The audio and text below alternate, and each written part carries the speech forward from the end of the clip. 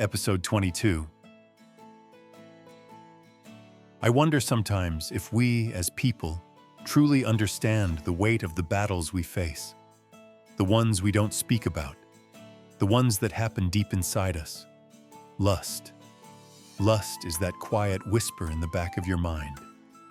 It's that fleeting moment when you catch a glance, when the heart races, and your thoughts start to wander, to spiral. At first, it feels harmless. Just a glance, just a thought. But like a seed, it takes root in the mind, in the heart. And before you know it, it consumes you. I've been there. I've felt that hunger.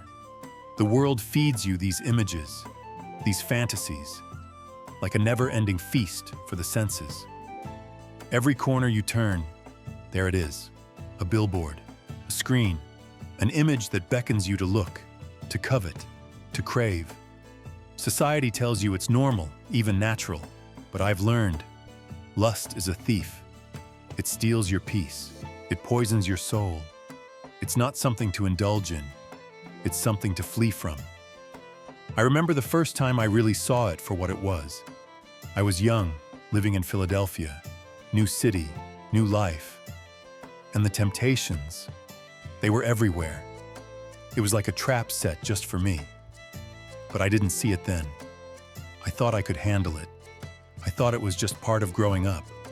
But the more I entertained those desires, the more I realized how disturbed my soul had become. It wasn't until I read something that shook me to my core. Flee immorality. Every other sin that a man commits is outside the body, but the immoral man sins against his own body. I remember thinking, against my own body? That struck me. It made me stop and really consider. My body, my very being, is a temple, and I had been desecrating it, feeding it with things that only polluted my spirit. I spent years thinking that I could control it, that I could outsmart it.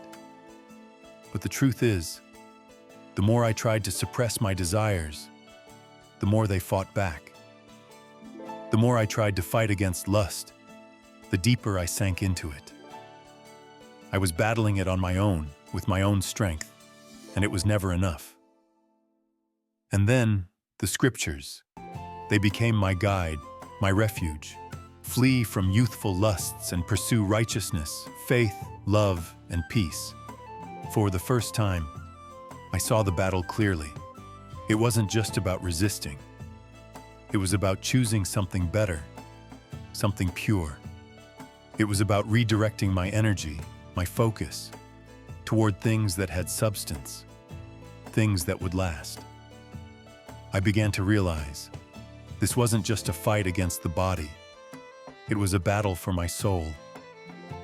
But it wasn't easy. No, it wasn't easy at all.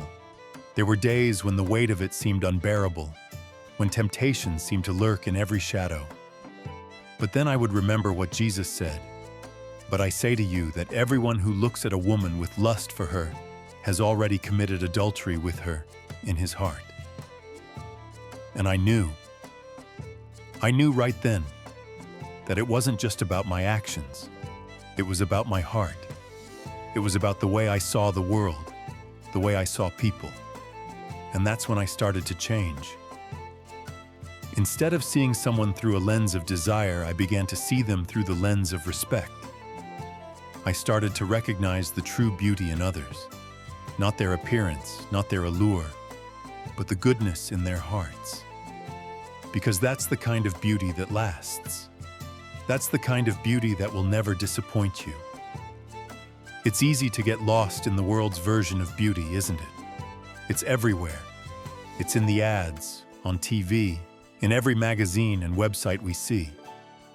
But what if we chose not to follow that? What if we chose to follow something higher, something purer?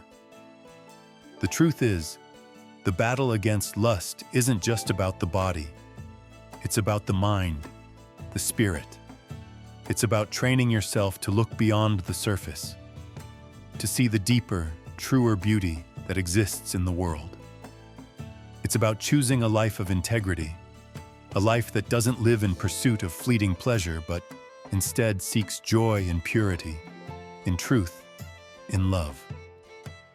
I remember something my mother once told me. What comes from your heart will never deceive you. What comes from your mind is the desire of the body. And I've come to realize she was right. When I stop listening to my mind, when I stop chasing after those temporary satisfactions, I find peace. I find the life I've always been searching for. The Apostle Paul wrote, "Finally, brothers and sisters, whatever is true, whatever is noble, whatever is right, whatever is pure, whatever is lovely, think about such things." In the end, it's all about where you set your heart. Will you follow the world's allure, or will you turn your gaze upward towards something higher, something more eternal? You see, the battle isn't just within us. It's a choice we make every day. And I've made mine. I choose purity. I choose spiritual growth. I choose peace. And I truly believe that if we all make that choice, we can win this battle together. I am Nelly Ferrari, and I live the Kodach secrets.